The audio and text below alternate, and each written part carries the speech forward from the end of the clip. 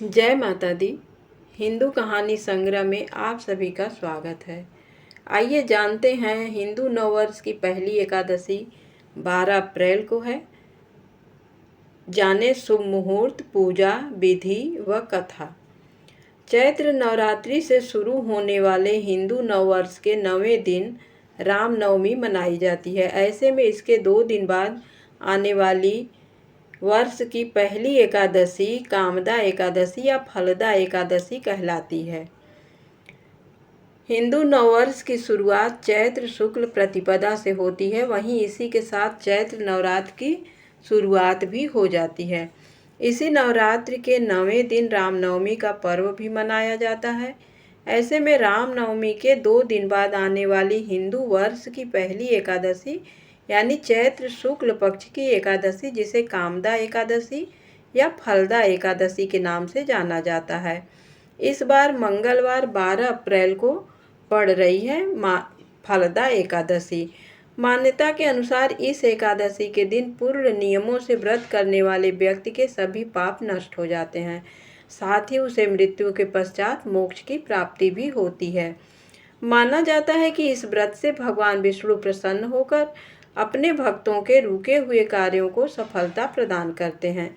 यह भी माना जाता है कि कामदा एकादशी के दिन भक्ति भाव के साथ जो भक्त भगवान विष्णु की पूजा पीले फूल से करते हैं, व्रत रखते हैं, उनकी श्रीहरि समस्त कामनाएं पूर्ण करते हैं। इस साल 2022 में 10 अप्रैल को रामनवमी के पश्चात कामदा एकादशी व्रत मंगलवार 12 अप्रैल को रखा जाएगा। वहीं इस बार कामदा एकादशी पर सर्वार्थ सिद्ध योग भी बन रहा है।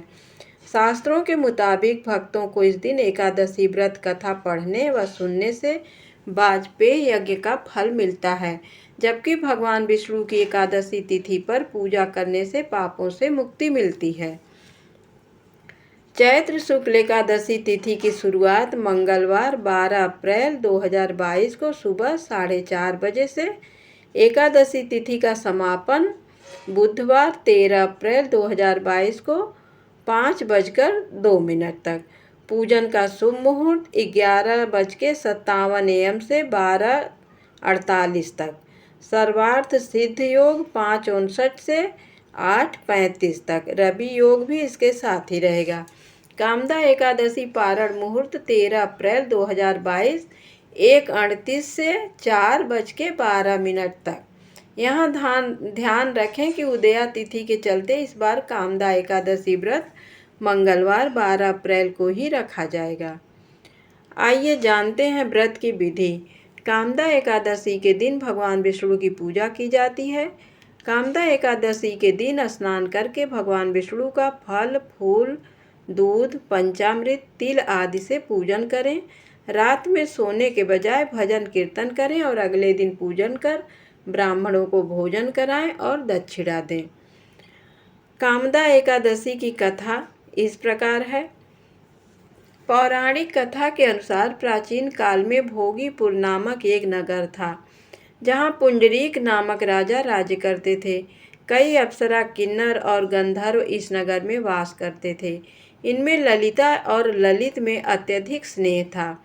एक दिन गंधर्व ललित दरबार में गाना गा रहा था। इसी दौरान उसे पत्नी ललिता की याद आ गई।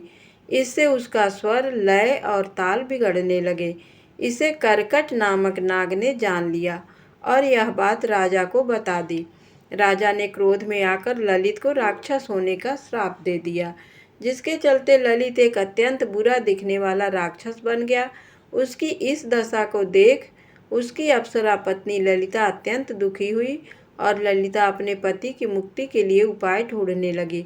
इसका उपाय ढूंढने के दौरान ललिता की मुलाकात एक मुनि से हुई। उन्होंने ललिता की परेशानी को जानकर उसे कामदा एकादशी व्रत रखने की सलाह दी, जिसके पश्चात मुनि के आश्रम में ही ललिता ने एकादशी व्रत का पालन किया और इसका पुण्य लाभ अपने पति को दे दिया, जिसके चलते व्रत की शक्ति से ललित को राक्षस रूप से मुक्ति मिल गई और वह फिर से एक सुंदर गंधर्व गायक बन गया। धन्यवाद।